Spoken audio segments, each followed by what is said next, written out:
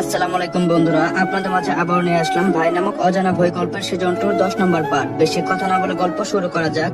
আপনারা আমাকে এইভাবে ঠকাতে পারলেন রেদ ভাইয়া। দেখো আদিবা, আদির কথা জানি না, কিন্তু তোমাকে আমি নিজের বোনের মতো ভালোবাসি। বিশ্বাস করো, আমি তোর খারাপ চাই না। হয়েছে, অনেক নেকামি হয়েছে, আর সহ্য হচ্ছে না। এবার না গেলে মারতে মারতে নিয়ে যাব। আদিত্য আদিবার দেখে হিংস্র ভাবে এগিয়ে আসতে রেদ তার পথ আগলে দাঁড়ালো।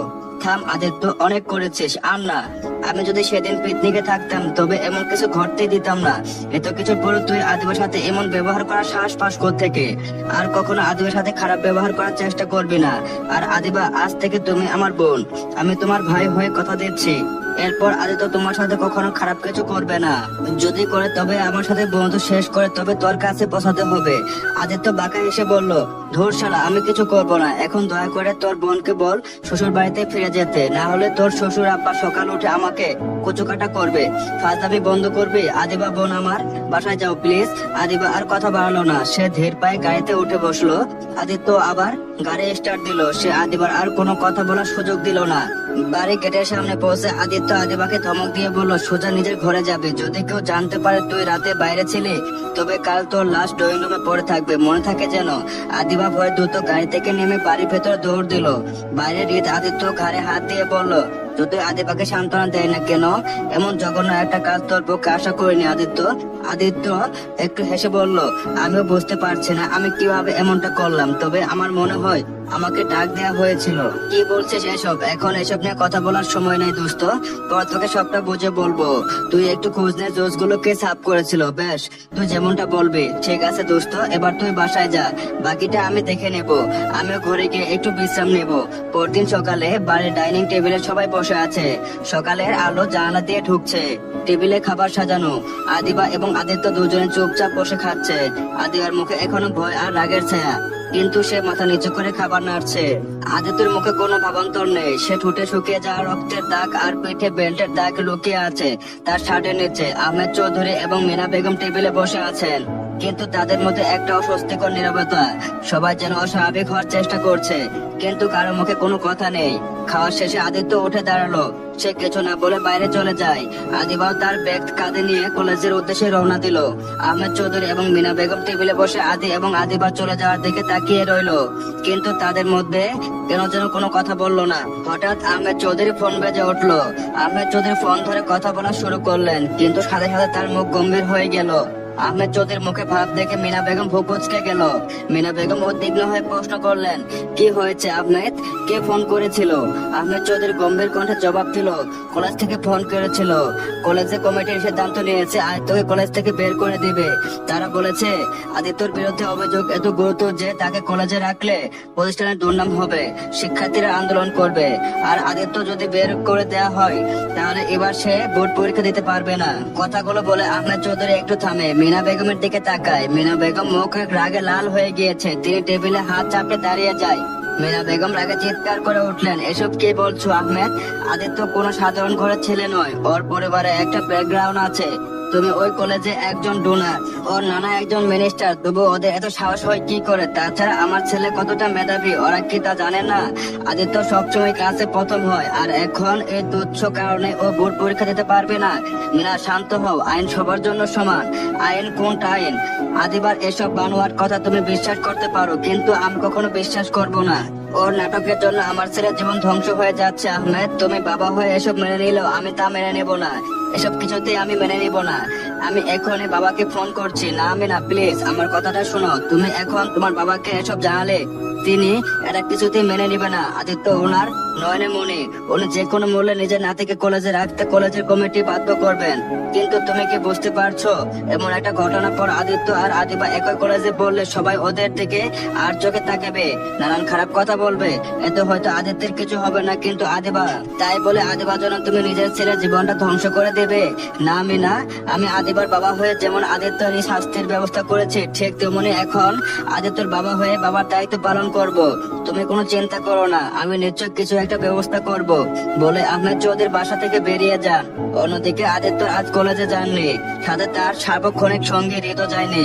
দুজন মানিকজোর পার্কে বসে আছে। কিছুক্ষণ চুপচাপ বসে থাকার পর হৃদের মুখে কথা ফুটলো। নিচু সুরে বলল, আদিত্য, নোটিশটা দেখেছিস? আদিত্য শান্ত করার জবাব দিল, কোনটা? আমাকে কলেজ থেকে বের করে দেওয়াটা? এত বড় একটা সিদ্ধান্তের পরে তুই শান্ত হয়ে বসে থাকবি? তোর বাবার এত ক্ষমতা ছাড়া তোর নানা একজন মিনিস্টার, তবু কলেজ কর্তৃপক্ষ এমন একটা সিদ্ধান্ত নেওয়ার সাহস পেল কি করে? হিসেব মতো আমি ক্ষমতাবান বাবার ছেলে হলেও আদিবাও তো তাই। আমি মিনিস্টারের নাতি হলে আমার বিচারে পক্ষপাতিত্ব করার সুযোগ থাকলেও আদিবা তো সেই মিনিস্টারের নাতনি, তাহলে ওর সঠিক বিচার পাওয়ার অধিকার নেই? মানে কি বলতে চাইছিস? মানে হলো আমি আদিবাকে নিজের বোন না মানলেও আদিহা আমার বাবা মায়ের মেয়ে, এই নিয়ে আমার কোনো আপত্তি নেই। তাছাড়া আমি ভালো করে জানি আমি চাইলে কলেজ কর্তৃপক্ষ ক্ষমতা নেই আমাকে কলেজ থেকে বের করার, কারণ আমি একবার বলে শহরে যারা ছাত্র রাজনীতি করে সবাই আমার পক্ষ নেবে। নানা যান শহরে আগুন জ্বালিয়ে দিবেন, রাজনীতির সিনিয়র ভাইয়েরা আমাকে সাপোর্ট দিবে, আমার জন্য মানববন্ধন করবে, আমাদের কলেজের বেশিরভাগ শিক্ষার্থীরা আমার পক্ষ নেবে, এমনকি আদিবা নিজেও আমার পক্ষে সাক্ষী দিবে, বলবে আমি কিছু করিনি। কিন্তু আমি তা চাই না। মানে কি তোর মাথা কি খারাপ হয়ে গিয়েছে? চাস না কেন? কারণ আমি অন্যায় করেছি, তাই আমাকে শাস্তি দেওয়া হলে আদিবার মনে কিছুটা হলেও শান্তি আসবে। আরে বাবা, আদিবা এইটুকু শান্তির জন্য তুই বোর্ড পরীক্ষা দিতে পারবি না?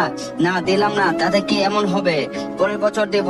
আমার কাছে বোর্ড পরীক্ষার চেয়ে আদিবার হাসিটা বেশি গুরুত্বপূর্ণ রে। তোকে বের করে দিলে আদিবার কি লাভ হবে? কেউ ওর পক্ষ হয়ে আমাকে শাস্তি দেওয়ার কথা ভেবেছে, এটা জেনে ওর মন শান্ত হবে। কিন্তু আদিত্য, আর কিছু বলিস না রিত, চল এখন বাসায় যাই, গিয়ে দেখি বাসায় কি হচ্ছে। এতক্ষণে খবরটা হয়তো বাসায় পৌঁছে গিয়েছে, আর আম্মু এতক্ষণ আদিবার উপর একটা জোরে ধারা জারি করে দিয়েছে, বেচারিকে বাঁচতে হবে। আদিত্য বাড়ি ফিরে আসলেও আদিবা কিংবা তার মা কারোর সাথে কোনো কথা হয়নি। বাড়ি বাতাস যেন পাথর হয়ে জমে গিয়েছে, কারো মুখে কোনো কথা নেই। মিনা বেগম সারাদিন ঘরে এক কোণে পাথরের মতো বসে রইলেন, আর আদিবা নিজেকে নিজের ঘরে অন্ধকারে গুটিয়ে নিয়েছে। আহমেদ চৌধুরী সারাদিন বাইরে ঝাঙ্গা সামনে যখন গভীর রাতে বাড়ি ফিরলেন, তার পায়ে তখন রাজ্যের ক্লান্তি, কিন্তু হৃদয়ের ভার তার চেয়েও বেশি।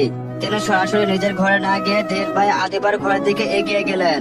দরজা হালকা টোকা দিয়ে আহমেদ চৌধুরী যখন ভেতরে ঢুকলেন, দেখলেন আদিবা বিছানায় হেলান দিয়ে শূন্য চোখে জানালার বাইরে অন্ধকার দিকে তাকিয়ে আছে। বাবার উপস্থিতি টের পেয়ে সে ততস্থ হয়ে উঠে বসলো। আহমেদ চৌধুরী মেয়ের কপালে হাত রেখে পাশে বসলেন। মেয়ের ফ্যাকাশে মুখটা দেখে তার বুকের ভেতরটা হো হো করে উঠলো। সারাদিন আদিবা ঘর থেকে বের হয়নি শরীর খারাপের অছিলায়, কিন্তু আহমেদ চৌধুরী জানেন এই অসুস্থতা শরীরের নয়, মনের। তিনি ক্ষীণ সুরে প্রশ্ন করলেন, তোর কি মন খারাপ মামুনি? সারাদিন ঘর থেকে বের হসনি কেন? আদিবা তাড়াতাড়ি জবাব দিল, না বাবা, মন খারাপ নয়, আসলে শরীরটা ভালো লাগছিল না, তাই একটু শুয়েছিলাম, এখন ঠিক আছে। তুমি কি কিছু বলবে? আহমেদ চৌধুরী আদিবার হাত ধরে নিজের কাছে টেনে নিলেন, তারপর বললেন, তোর সাথে আমার কিছু খুব জরুরি কথা আছে আদিবা। আদিবা একটু অবাক হলো, বাবার গম্ভীর মুখ দেখে চিহ্নিত হয়ে বলল, বেশ, বলো না, কি এমন জরুরি কথা? আহমেদ চৌধুরী গলা নামিয়ে বলল, আরে তোকে কলেজ থেকে বহিষ্কার করা হয়েছে, শুনেছিস নিশ্চয়? কথাটা শোনা মাত্র আদিবার মাথায় যেন আকাশ ভেঙে পড়লো। সে তো কোনো নালিশ করেনি, তবে কেন এমন হলো? অপরাধ বোধে তার কণ্ঠস্বর বোঝা এলো। অস্থির হয়ে বিছানা ছেড়ে উঠে দাঁড়ালো। এসব তুমি কি বলছো আব্বু? আমি তো কোনো কারো কাছে নালিশ করিনি, তাহলে এমন হলো কেন? আদিবা আকুল হয়ে বাবাকে অনুরোধ করলো, তুমি এখনই স্যারের সাথে কথা বলো না প্লিজ, আদি ভাইয়াকে কোনো শাস্তি দিতে বারণ করো। আহমেদ চৌধুরী শান্তভাবে আদিবাকে বসিয়ে দিলেন। শান্ত হ আদিবা, কথা বলে কোনো লাভ নেই। তো তুই নালিশ না করলেও সেদিন পীঠ থেকে উপস্থিত সবাই আদিত্যের বিরুদ্ধে সাক্ষী দিয়েছে, বিষয়টা অনেক দূর গড়িয়ে গিয়েছে। এখন তুই কিছু বললেও লাভ নেই, কমিটি যা সিদ্ধান্ত নিয়েছে তাই হবে। আদিত্যকে কলেজ থেকে বহিষ্কার করা হয়েছে। আদিবার চোখ ছলছল করে উঠলো, সে ধরা কণ্ঠে, কিন্তু আদি ভাইয়ের জীবনটা তো নষ্ট হয়ে যাবে, তুমি কিছু একটা করো আব্বু।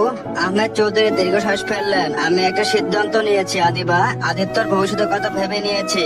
আদিবা ওদের আগ্রহে প্রশ্ন করলো, কি সিদ্ধান্ত আব্বু? আহমেদ চৌধুরী আদিবা চোখে চোখ রেখে ধীর কণ্ঠে বললেন, আজ তোকে আমি দেশের বাইরে পাঠিয়ে দিব। মিনি ভাই যে বোর্ডে কলেজে পড়ে, ওই কলেজে আদির ভর্তি ব্যবস্থা করে বলেছি। আদিত্য এখান থেকে সেখানে থাকবে, নতুন করে পড়াশোনা শুরু করবে। আহমেদ সাহেবের কথা শুনে আদিবা পায় চিৎকার করে উঠলো, না না না বাবা, তা কি করে হয়? আদি ভাই একা একা এত দূরে কি করে থাকবে? ও তো বাসা ছেড়ে কোথাও থাকতে পারে না, সব সময় আমাদের সাথেই আমার কাছেই থাকতে চায়। আহমেদ চৌধুরী বলল, এটা ওর শাস্তি, ওর উচ্ছৃঙ্খল আচরণ জন্য এটা ওর প্রাপ্য শাস্তি আদিবা। তাছাড়া এ একা থাকবে না, মিনির ভাই জয়ের সাথে থাকবে। জয়ের সাথে আমার কথা হয়েছে, জয় বলেছে কোনো অসুবিধা হবে না।